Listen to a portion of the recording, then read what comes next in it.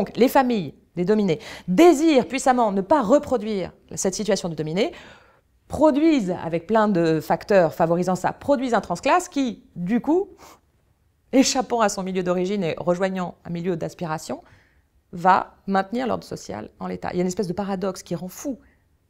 On ne sait plus très bien s'il faut du coup favoriser la mobilité sociale, sachant qu'en fait, elle n'est absolument pas un organe de destruction des rapports de domination. Tout à fait. C'est bien pour ça que j'ai pris la précaution de dire qu'il ne s'agissait pas d'exalter la figure du transclasse comme étant une panacée, parce que le vrai problème, ce n'est pas la mobilité sociale. On nous parle de la mobilité sociale sans arrêt.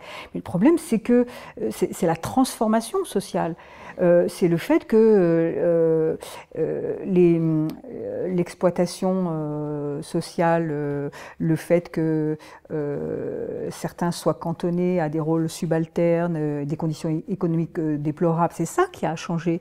C'est pas le fait qu'une petite partie de la classe dominée, portée par le milieu, s'en sortent.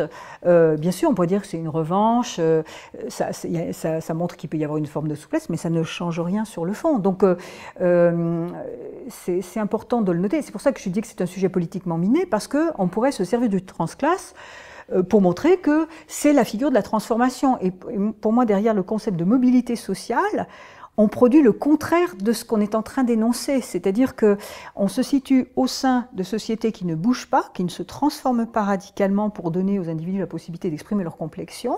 On se situe au sein de sociétés où on maintient une classe dominée, une classe dominante, mais on introduit un peu plus de souplesse et de mobilité. Ouais, de circulation entre les deux ordres, voilà. Oui.